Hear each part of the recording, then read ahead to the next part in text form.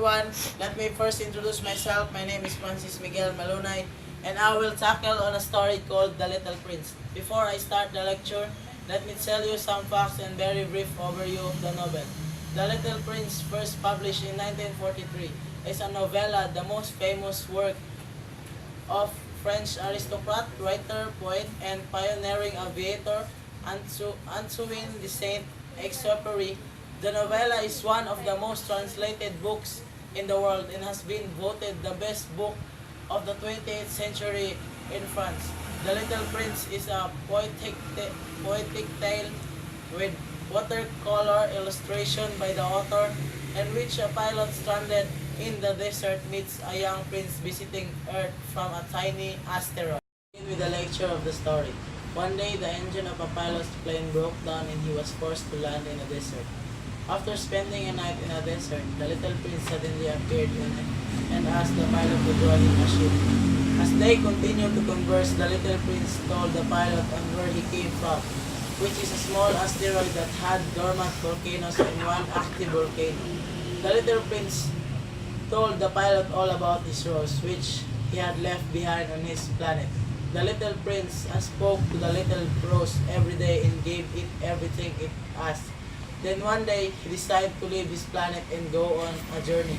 Leaving his home planet, the little prince traveled to see other planets on his journey. He met three men, a businessman, a king, and a lamplighter. As the little prince arrived on a big planet called Earth, as he started walking around, the little prince noticed a group of roses and was confused why there were more roses like his rose, thinking that he thought that his rose was the only rose in the universe. So he continued with his journey. On his journey, he met a fox. As they conversed, the little prince had told the fox where he came from and why he was sad. As they continued to converse, a friendship was formed. Both of the little prince and fox tamed each other, having the little prince visit the fox every day.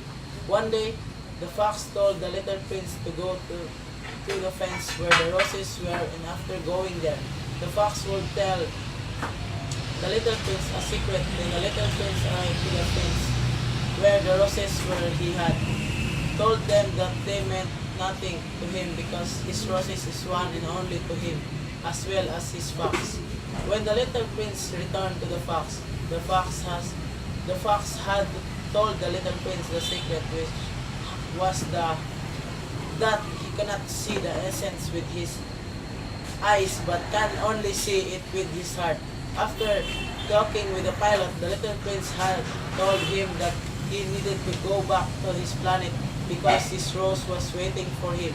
The stars shone very brightly that night, and the next morning, the prince had vanished as if by magic. Nice story. Let me introduce my special guest, Ian Carlo Nabor. Good morning. Please take your seat. Please help me to rate this story. Okay. I will rate this as an 8 over 10 because though it is very amazing novel, if children listen or read this, they wouldn't understand the full thought completely. The children need to understand things independently. Adults may guide them, but independent learning is one of the best kind of learning. I totally agree, sir. And this novel teaches us that when we should really, what we call this, when we become adults. For coming this my Sure. show. Welcome. Thank you everyone for watching my Malunay's talk show, and God bless everyone. 1, 2, 3, go. Let us begin with a lecture of the story. One day, the engine of a pilot's plane broke down and he was forced to land in a desert. After spending a night in the desert, the little prince suddenly appeared and asked the pilot to draw him a ship. As they continued to converse, the little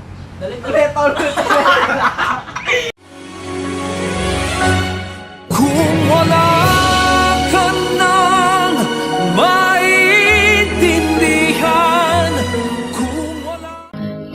are my sunshine, my only sunshine.